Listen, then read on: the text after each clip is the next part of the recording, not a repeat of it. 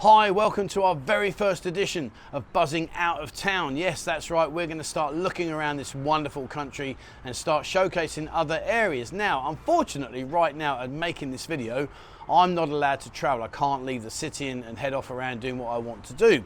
Those of you that watch the live streams, etc., will know I'm struggling to get back to Korat to see my family, and I can't go to Bangkok. However, what I have done is I've linked up with a great guy called Case.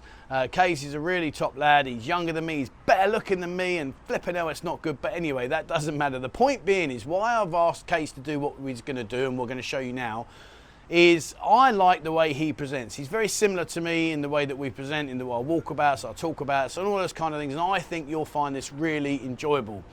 So what we're going to do is we're going to show you now what's currently happening right now here in Nana Plaza.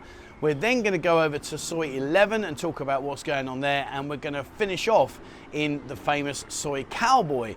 Now, I'm hoping if you're watching this video, you yourselves will recognize one of at least those three names and will have been to those areas, because they really are, in their day, were fantastic. So Casey's going to have a walk around. He's going to show us what's going on right now. Don't expect a lot, because obviously, you know, Bangkok's struggling the same as we are here, but he's going to showcase that. So anyway, enough from me. Case, over to you. Hey Trev, Keys1 here. Everyone watching, recognize this place? This is Nana. I'm sure you've been here, and I'm sure if you have been here, you've had an amazing time. So this street is absolutely crazy usually. Obviously, it's the daytime now, so things look a little bit different, but at night, this place was going off back in the day. So this street in Nana is one of the most infamous places in Bangkok. It's got Nana Plaza here, the place that's famous for the world's largest adult playground, it says on the sign. If you've ever been in there, that's a crazy time. I'm trying to see if we can get in. It looks like it's blocked off, but there's a really nice security guard out the front. He keeps smiling at me. So I'm hoping they're gonna let us in. Many of the bars closed forever. Yeah. Will never open again. Are they empty places? Nothing inside. Ah, interesting. This used to be a very crazy place. Will it be different when it opens? Yeah? So just speaking to the security guards there, they said the place might actually be completely different when it opens. A lot of the places are empty. Places that are owned have closed down. The places that were renting off other people, they've given up. So they've completely left, and the places are just completely empty at the moment. So I should just quickly explain what the restrictions are. So all the bars have been shut for quite a while now, but up until about 3 weeks ago, restaurants were allowed to be open, and what some of the bars were doing, they were trading as restaurants, so serving food only. They weren't allowed to serve alcohol, even though some places still did, they would just disguise it. But as of about 3 weeks ago, that all ended. So everywhere's gone to takeaway only at the moment, so places aren't even allowed to open up to let you inside. And then since then, all the bars that were trading as restaurants have completely closed. And then something I wonder is how many of you know this place? This little pharmacy here. This is your go-to place if you want to get condoms, Viagra, Cialis, Xanax, Valium, anything you want. I'm told it's there. I have no evidence to back this up. This is just what I'm told. So just up here we got Hooters. You know, it's the go-to place if you want to have a nice hearty meal before some debauchery. So a lot of the bars through here and through other parts of Bangkok, like this one where the sign's been removed, that's because that place was rented and not owned, and the people that were renting it, they've just given up basically. They don't think it's going to open anytime soon, and it's not worth paying the rent to keep the business there. And then the bars like this are quite funny. So they've got this tiny little area out the front where people could stand, but basically everyone just spills out onto the sidewalk and onto the street. If you think you could walk down this street back in the day and walk down the sidewalk, not a chance. So all the massage parlors along here are closed as well. But there's still people out in the street offering. So what a lot of people are doing at the moment, they're renting hotels rooms, or they've got rooms up here, and they'll offer you a massage from out in the street, and they'll take you up to the room. That's about the only way that you can do it. Other places in the last restrictions, they would just have the roller door open halfway, so you could duck under the door and go in, but it doesn't seem like many people are doing that at the moment. So sadly, there's not a whole lot happening here. I think this place is going to go through a real change as it starts to open up. And as Bangkok starts to open up, I think places will adapt. So places that used to be bars and stuff, they may become restaurants, or a completely different way of people hanging out, because with the restrictions at the moment, there seems to be a lot of emphasis on not allowing people to drink. So if people can come up with another way to still open up a venue and have people in there without alcohol, that I think is the future for places opening up here in the street. So basically that's a look at what's going on here in Nana. I'm going to check back in with Trev, see what he thinks and see where we're off to next. Hey Case, thanks very much for that. Wow, I've got to be honest with you, that was like so off the wall. I mean, you know, we're so used to hearing Pattaya walking around, seeing everything so empty, so quiet. But to see it there as well, I mean, you know, it's funny because a lot of people say, oh, Pattaya's finished, it's over. So are they saying in Bangkok the same? You know, is Bangkok, the nightlife there finished? Is it over? I doubt it very much, but you know what I mean? It's weird how you can experience it up there, exactly what we're experiencing down here. And what was interesting was to see that all these rented premises have basically pulled the signs down. You can see it above your head there where the signs are missing, and they've pulled their signs down. So they really are, in many ways, looking like they're giving up the ghost. So yeah, Nana Plaza, who would imagine? I mean, the place where I got caught all those years ago, and I have shared that with you, so you don't need to revisit that one. And Case, be careful, my friend, they're out there, I'll tell you.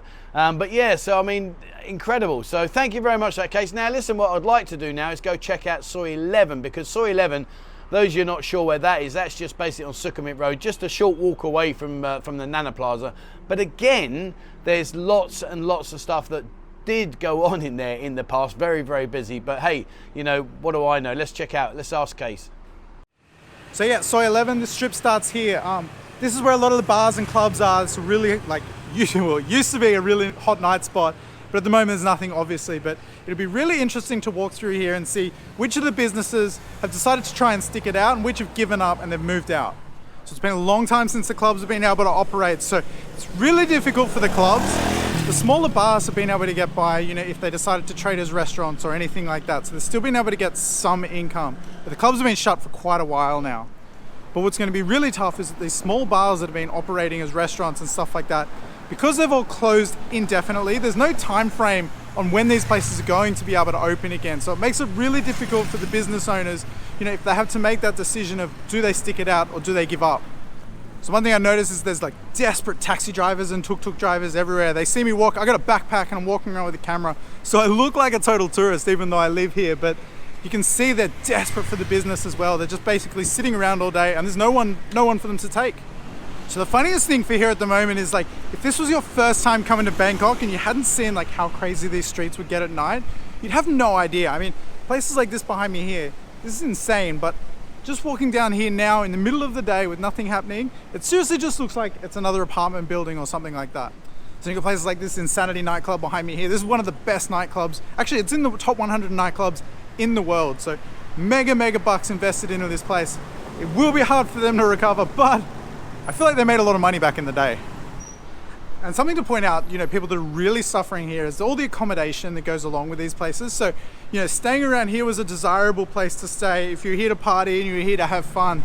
But all those apartments, you know, the Airbnbs and everything, they're all empty at the moment and no one's been here for a while and it doesn't look like there's anyone coming anytime soon either.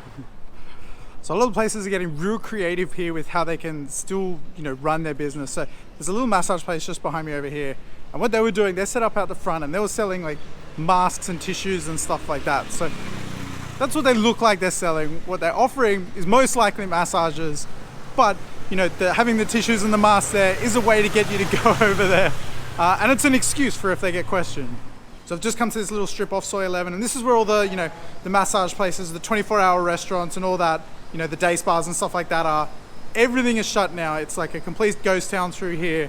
Normally there'd be people out the front sort of screaming at you as you go past, you know, hey handsome man, where are you going? What's your name? All finished now. So that's a look at Soi 11. Look, Soi 11's kind of exactly what I thought it would be. It's mainly nightclubs and stuff here. So being impossible for them to trade, they can't do, you know, takeaway only or trade as a restaurant or anything like that. So they've had to remain closed. It looks like most of them are going to stick around. You know, they haven't taken the signs off or they've like haven't gutted the place and sold what's inside and everything like that. So I imagine they're all just waiting this out and hoping that they can open soon. All right, so I'll check back in with you, Trev, and see what we're up to next. Hey Case, thanks very much for that, my friend. I mean, Soi 11, you're absolutely right. I mean, back in the day when I used to go up there, you know, the nightclubs were fantastic. I mean, freelancing was your thing. My Lord, that was like heaven. It really, really was. As was and used to be the massages. And you know, even myself, I'd go down the road and be, hello, handsome man. I think, oh, check me out, you know. But, you know, the weird thing is like you said about that one there that's selling the face masks outside. I mean, you got to give them credit where credit's due. They're thinking on their feet. They're trying to figure out a way. How can we get you to come over to see me so I can invite you up there? And fair play, you know, fair play. I don't know whether there was a pause in that video then, Case. Maybe you were off for a quick sneaky one. I don't know. That was a bit of a, not sure what you're going on about there. All right, I mean, yeah, it is what it is. And unfortunately, you know, like you've shown us both here in Nana Plaza and, of course, now in Soy 11 and around Soy 11, I mean, it really is very, very quiet. As to be expected, I guess, you know, it's not rocket science, is it? But fingers crossed, like you've shown us there, Soy 11 seems to be in a much stronger position in terms of whether it will come back or not than what the Nana Plaza currently looks like. Okay, well, we've got one more place to show you, and that's Soy Cowboy. I love Soy Cowboy. Soy Cowboy was just like my favourite. I preferred it over Nana Plaza, to be honest with you. It just seemed a bit more, I don't know, is the right word realistic, but it just seemed to have a bit more feel to it. So, all right, well, let's let Case have a walk around, and we're going over Soy Cowboy. And then the infamous Soy Cowboy. So if you've been to Bangkok before, I'm sure you've been to this place. This strip's crazy. Well, it's normally crazy. Now there's not a whole lot happening. So let's take a walk through here. We'll see what's happening now. So just walking down Soy Cowboy now, I mean, the first thing that I notice is how quiet it is here.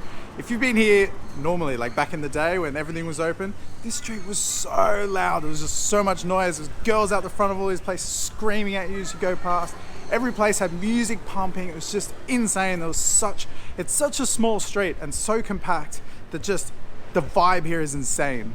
I'm sure everyone had their favorite place in here, but I'm one of those people, I would go like from place to place to place. I like to bounce around like many different places throughout the night. The only problem is like in the morning when people would be telling me like, oh, do you remember this place or do you remember that place? I'd get them all confused. It would just be like one big blurry night. I'm just wondering what this dog looked like. It was going to attack me for a second there. There's so many different places here, and being that it's such a small street, you know, this place is kind of like a big like washing machine or something. It's like you get in at one end, you go through here and you get spat out the other end, just like a complete mess. Usually the sun's coming up and you're not feeling so great. So there isn't a whole lot happening here right now. Obviously everything is closed. There's a few little like street food vendor places and like some little like markets behind me here.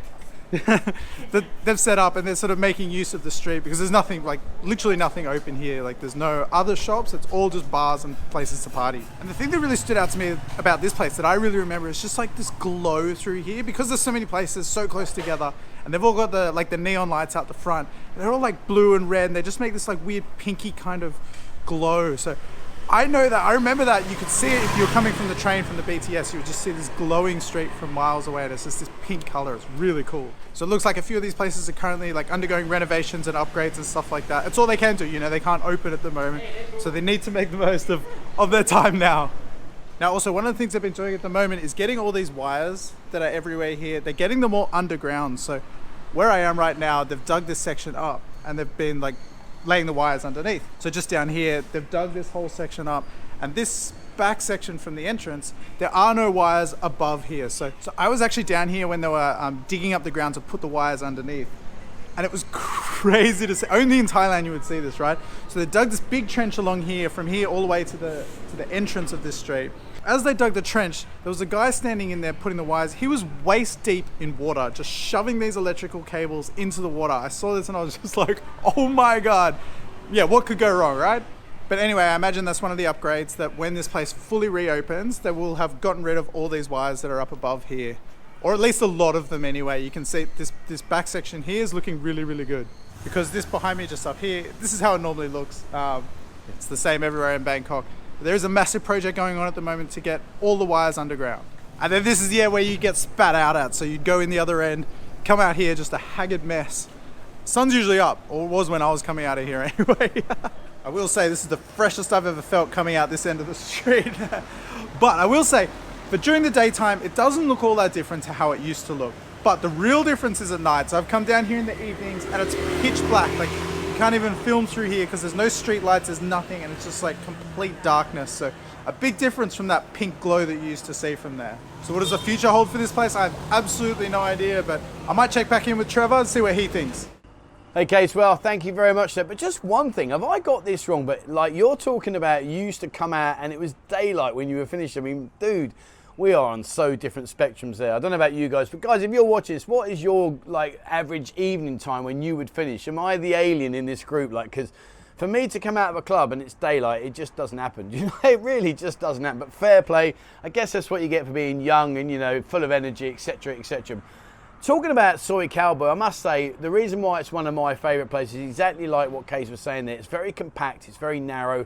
there's just that feel about it. It just seems to be like, excuse the pun, but it's buzzing. You know, it really is a lovely feel to that place. And one of my favourite places is as you come from the main Sukhumvit area road, as you go in, there's a bar on the right hand side. They've got a live band there, a lot of girls. It really is a fantastic place, and it's one of my favourite parts of Soi Cowboy. I've spent many nights in there.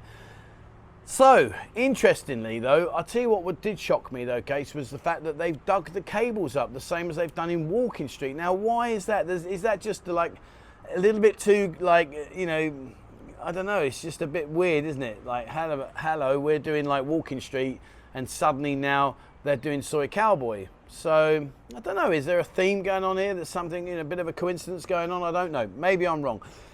Okay, so that's it, guys. Now listen, obviously Case is up there in Bangkok. He's got a great YouTube channel. Guys, check it out. There is a link down below, Case One. Have a look at his YouTube channel. I think he's got a really good style. I like the way he presents.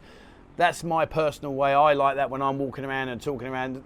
Ignore the fact that he's a bit younger and better looking than me. That's irrelevant, but we're the same but slightly different. All right, that's the way I think about it anyway. But guys, check out his YouTube channel. He's a really nice guy, and he's got a lot of good videos, and I like the way he presents. So check it out, have a look. There's a link down below. All right, so that concludes our first buzzing out of town. Casey's going to go off to Chiang Mai. He's had his vaccination, so he's able to travel around and be a lot more free than what we are here. Or certainly myself as an individual, but he is going to travel around. We're going to touch base and get some more stuff off of him in future videos. All right, that's it from me, guys. Thank you very much for watching. I hope you've enjoyed this different style of video, and as always, please remember, hit the subscribe button and also the bell icon if you'd like to be notified when I bring out a new video. Check out our Discord area. There's 2,800 people in there now, just like you guys, that love this wonderful city that we call Pattaya, that we love. And also look at our members area. Join our members area. There's more and more people joining there each and every week. And it really is great. You get your buzzing shots when we all start. Maybe we can get Case to have a walk around some of the places up in Bangkok and bring buzz into there. If not, I'll use it. Actually, no, Case, you don't worry about that, mate. I'll use that as an excuse to nip up there myself, and we can meet up and then... well, I'm not saying I'm going to be like midnight until the early hours of the morning. You can forget that malarkey. I want to be tucked up in my bed by 10 o'clock. All right, that's it from me, guys. Thank you very much for watching, and please have a great day wherever you are, and always stay safe.